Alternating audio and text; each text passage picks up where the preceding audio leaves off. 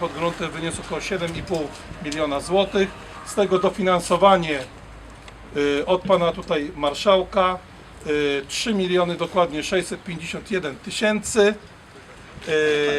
Dofinansowanie również otrzymaliśmy pomoc finansową od starostwa powiatowego w Kartuzach w kwocie 800 tysięcy.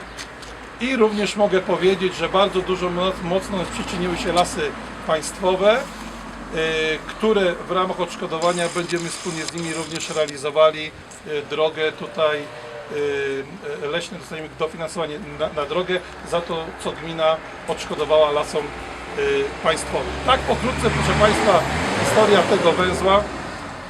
Myślę, że projekt ten przyczyni się znacznie w województwie pomorskim do tego, że nasi mieszkańcy, ale nie tylko turyści, ale także tutaj, którzy pracują, dojeżdżają do Trójmiasta, będą często korzystali.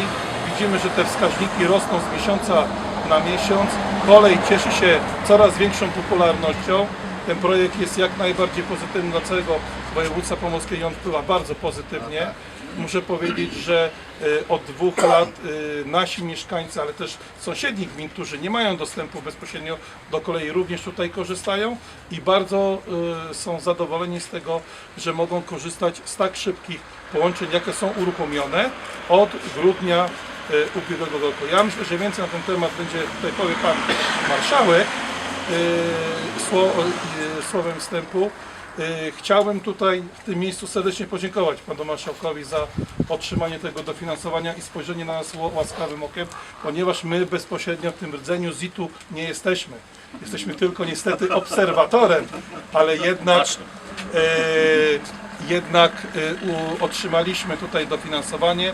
To spojrzenie było, oceniam to, strategiczne i myślę, że widzenia z punktu strategicznego na pewno przyczyni się do zwiększenia osób korzystających z kolei, bo taki jest cel tego projektu. Za to serdecznie dziękuję. Chciałem podziękować starostwu za przychylność w realizacji całego zadania. Muszę powiedzieć, że myśmy jako gmina przyjęli, ze starostwą porozumienie podpisaliśmy i tutaj przyjęliśmy pasy drogowe, gdzie ponieśliśmy wszelkie koszty, a potem dofinansowanie starostwa, te 800 tysięcy. Dziękuję tu, tak jak powiedziałem wcześniej, Lasom Państwowym, bo projekt był złożony i kolej, i tutaj przychylność kolei i Lasów Państwowych i także właścicieli gruntów, gdzie ponieśliśmy koszta. Wszystko to się ładnie zamknęło i dzięki temu mogliśmy ten projekt szybko i skutecznie zrealizować.